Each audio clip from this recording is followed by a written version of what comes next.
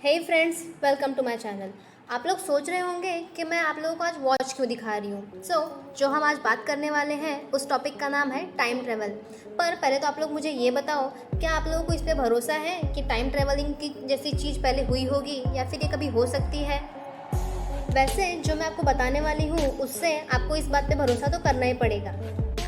Albert Einstein की एक special theory है जिसका नाम है रिलेटिव थ्योरी। उनके मुताबिक अगर हम काफ़ी तेज़ गति से प्रकाश के सोर्स की तरफ यात्रा करते हैं तो ये काफ़ी हद तक पॉसिबल है। ऐसे करने वाले जुड़वा बच्चों में से जो स्पेसशिप में मौजूद है उसकी उम्र तुलनाक में से कम बढ़ती है। हालांकि वैज्ञानिकों ने ये माना है कि मनुष्य का शरीर टाइम ट्रेवल झेल पाएगा या नहीं, ये कहना काफ़ी मुश्किल है। Okay, so let's start. इन मौक़ों पर देखे गए कई टाइम ट्रैवलर। नंबर 1, ये बात साल 1995 की है। उस वक्त मशहूर बॉक्सर जिनका नाम माइक टायसन और पीटर मैकनील, इनके बीच एक मैच हो रही थी। ये मैच एक सामान्य बॉक्सिंग मैच थी, लेकिन जब इस मैच के फुटेज को ध्यान से देखा गया तब सभी को इसमें कुछ अटपटा नज़र आया।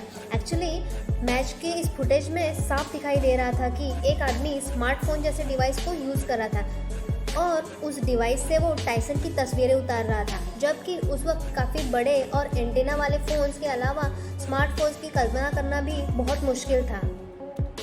वैसे इस फुटेज की जांच की गई लेकिन इनमें कोई छेड़छाड़ नहीं पाया गया।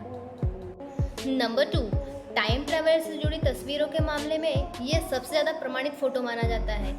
एक्चुअली ये फ़ोटो साल 1941 में ब्रिटिश कोलंबिया के साथ साउथ फ्रोक ब्रिज के उद्घाटन के दौरान का फ़ोटो है। एक्चुअली इस फ़ोटो में आपको एक युवा पुरुष दिखाई दे रहा होगा जिसके कपड़े के पहनने का अंदाज और उसके खड़े होने का स्टाइल बाकी लोगों से काफ़ी डिफरेंट है। उसका जो टी शर्ट है वो ग्राफिक और काले रंग के सनग्लासेस पहने हैं।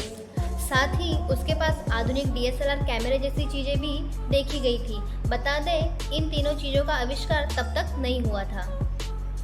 देन नंबर 3, सन 2013 में न्यूयॉर्क के वॉल स्ट्रीट में ये नाम बहुत ही ज़्यादा चर्चा में था और ये नाम था एंड्रियो कार्लसन, जिसने $800 की रकम से शुरुआत कर दी थी और 2 ही हफ्तों में ट्रेडिंग में करीब 24 अरब रुपयों की कमाई कर डाली उसने। इसके बाद इनसाइड ट्रेडिंग के आरोप में पुलिस ने उसको गिरफ्तार कर लिया। कार्लसन ने पुलिस को बताया कि वो जानता था कि कौन सा शेयर ऊपर जाएगा, क्योंकि वो साल 2256 में जाके आया है। पुलिस वालों ने इस बात को सीरियसली नहीं लिया, उस पर केस चलता रहा और करीब 1 महीने बाद उसकी बेल हो गई। इसके कुछ ही दिनों बाद वो और उसको बेल कराने वाला व्यक्ति दोनों गायब हो गए। दोनों में से किसी से जुड़े कोई सबूत और रिकॉर्ड नहीं पाए गए। एक्चुअली ये सबसे इंटरेस्टिंग घटना थी। Then the number 4, New York police record में भी ऐसी कई घटनाएं दर्ज की गई हैं जिनके बारे में कुछ भी क्लियरली कह पाना बहुत ही मुश्किल था।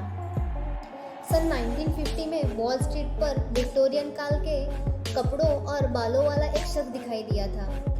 वो कुछ हैरान और परेशान लग रहा था और हर चीज़ को वो घूर घूर कर देख रहा था।